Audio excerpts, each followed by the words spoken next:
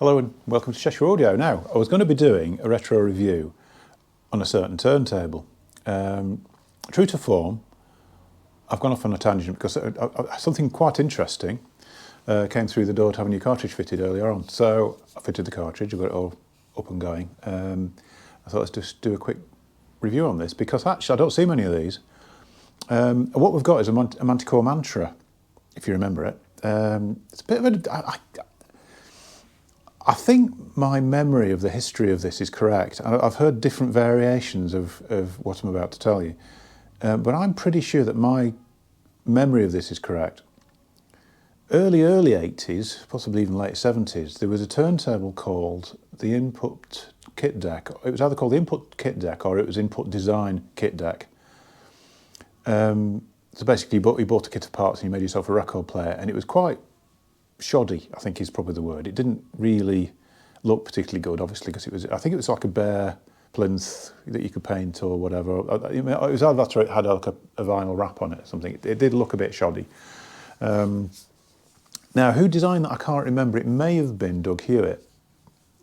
But later on, the Manticore Mantra came out, and it to massive critical acclaim. The magazines went wild for it.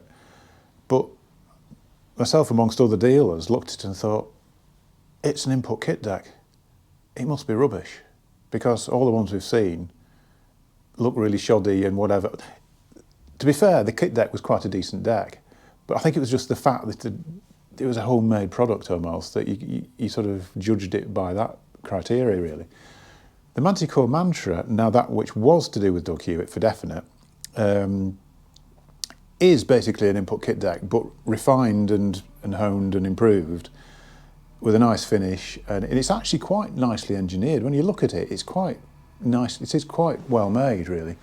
I'll walk you around in a sec because there's some quite nice touches on this. I'd forgotten. I haven't seen one for an awful long time, and I find myself reverting back to the input kit deck sort of thing, really, with it. It was sort of placed price-wise above a Planer 3, below a Sondek. So it was kind of in the same price point and the same peer group, I suppose you'd call it, wouldn't you? Things like the Lin Axis. I think the Axis was a bit later than this, actually. The Acoustic Research Legend system deck, various system decks, 2X, the 2s, the 2Ss, that kind of thing. It was kind of a competitor for those. And it did stand up really well. The only thing I would say about it is I think the magazines, who do have a tendency, if something's got a slightly exotic name, to really push with the reviews. I seem to remember reading reviews saying that it was as good as or better than a Sondek. It wasn't. It wasn't up at that level, but it was very good at the money. Compared to something like a Riga 3, it was a much lighter, brighter, more sort of interesting, sort of bouncy sound, really, at the time. And I think the P3 has kind of caught it up now, but at the time, it was a good jump over something like a P3, as was the System Deck 2X and as was the AR Legend. They were all sort of the next step up because it was the first step of 3-point suspension. And again, like I say, I want to show you that in particular on this, because the suspension on this is amazing. It's really good, actually. It's really stable and sort of works as it's supposed to, because most suspended turntables don't really work as it's supposed to. They're supposed to have a very straight up and down sort of 3 hertz-ish bounce. But most of them will do this, or there'll be one side that's solid, or there's always some reason. They'll be nice and free, but they're not really properly sort of symmetrical in the way they bounce. This is actually fitted with, this is the other thing with the Manticore, actually, you could actually fit different tone arms to it as well. So Planer 3s, obviously you couldn't do that. I mean, you could with the system decks, various others, but it wasn't easy on a Lin Axis, really. The Lin Axis was cut for Lin, you couldn't really put a Riga on it. But you could buy different arm boards for these, so you could have Lin cut, Riga cut, SME cut.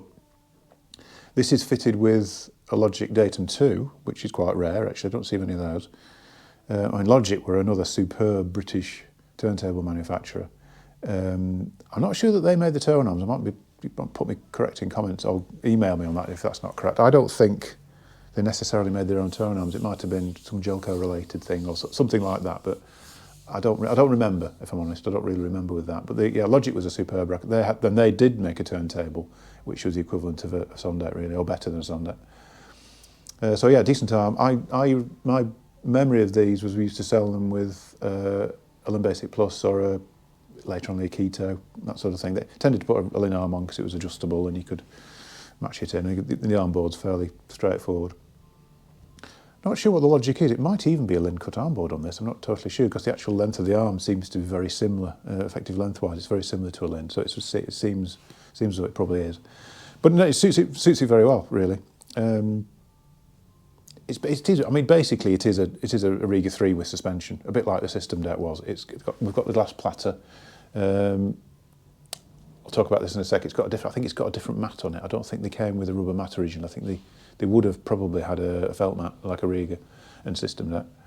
So anyway, let's just move the camera and have a proper look around it. I'm sort of rushing this a little bit because I know the customer wants this back really quickly because he's bought himself an amp and he's bought a few other things and he wants to get his system set back up again. So I've this has come in and it's jumped the queue. I've got quite a big queue for servicing at the moment, so I'll let him jump the queue.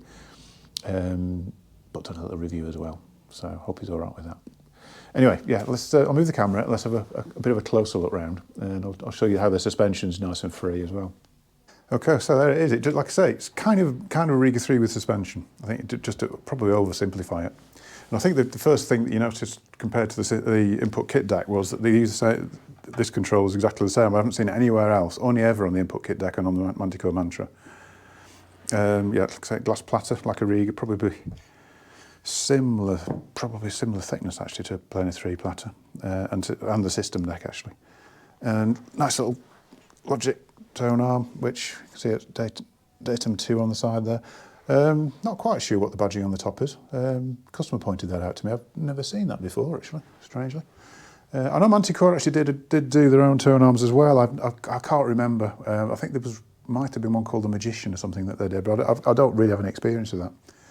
Like I say, we tended to put the basics onto them, really. I think the tone arm for this was quite expensive. I think it was sort of prohibitively expensive compared to competition, really. So they probably never really ever fitted one and you probably go to other things as well. You might fit an ETOC or something like that. Although ETOC might be a bit problematic with this because it's got a short arm board. Yeah, so glass platter, which I'll just stop the camera a sec. Let's just lift that off. Yeah, underneath, I'm guessing that's some sort of acrylic actually. Very nicely machined bit of acrylic. There's a little sort of probably brass little spacer there for the platter to sit on, just to isolate it, which is quite a clever touch. Really, I like that. Obviously belt drive, 2-stage pulley. I think the motors on these would have been Prematech, I think, a bit like some of the earlier Sondax or Audax, one of those, that type of motors. They all seem to use the same sort of synchronous type motors. Little adjusters for, I'm guessing, speed there, because you can probably alter the actual angle of the pulley slightly. Like on a Sondax, you can hone the speed in a little bit. And that's slightly isolated from the plinth, not massively, but there is a bit of isolation there. Whether you can see inside there, that you can just about make out the sub-chassis that the whole thing sits on. I'm just going to stop the camera a bit again because I'll put the platter back on because I forgot to show the bounce of this because it is really good. Yeah, funnily enough, the turntable that I was intending to do also bounces really, really well as well, and that's a sort of similar sort of period to this, similar sort of price to this, but so it'd be quite an interesting comparison actually. I almost did the two together and I thought, no, I'll keep it as two videos. When you bounce a suspension on a deck just to check everything's as it should be, you find the sort of centre of gravity between here and here is usually about a third of the way up, about here. So you just try and find the resonant frequency of it, which is probably about 3 hertz or about there. Then you sort of move back and watch it. It's absolutely straight. There's no side-to-side jiggling, there's no dead spot or anything. Absolutely spot on those. So yeah, pretty impressed with that really. So yeah, that's the Manticore Mantra. So hope you like that one. Yeah, the Manticore. I think, like I said, I don't see many. I think probably every couple of years one will crop up for service. Or in the case of this, a new cartridge. To be fair, this is probably one of the best I've seen for a while. It's in really nice condition. There doesn't seem to be much wear on it at all, actually. And the arm's in really nice shape. A couple of marks on the front panel, but that's a bit of the nature of black ash, because it's a white ash stained black, and if any little sort of marks on there, you see the white ash through. So I might just touch that in with it. I've got an ebony stain, which is quite good for that, because it disguises it quite well. So I'll probably do that with it. Yeah, Manticore sort of, for a while, was the thing to buy. It probably 2-3 years, it was the product to buy around that sort of price. The magazines completely got behind it, completely pushed it as this wonder product. Then it just disappeared, and then within quite a short time, nobody knew what it was. It seemed as though it had its 5 minutes of fame and then just vanished. So I can't remember what happened to Manticore. I don't know whether it was that Manticore went, so then it vanished, or whether the sales vanished and Manticore followed. I can't remember, actually. It'd be interesting if anybody knows what happened to Manticore. If you can just send me an email, I'd be quite interested, actually. I don't think there's much out there or sort of on the net. Not many people know about it, really, particularly the input kit deck. I don't think anybody's heard of that. I think it seems to be just me. But anyway, I'm going to leave it there because I want to get this out to the customer. And I've got the other deck to do a review on, which I want to try and do before closing time. So let's get on with that. Let's get some things done today. I haven't even touched my tea. Cup of tea going cold over there. I've not touched it. Okay, so don't forget to give us a subscribe and a like, and I will see you in a very, very soon in a future video. Thank you very much.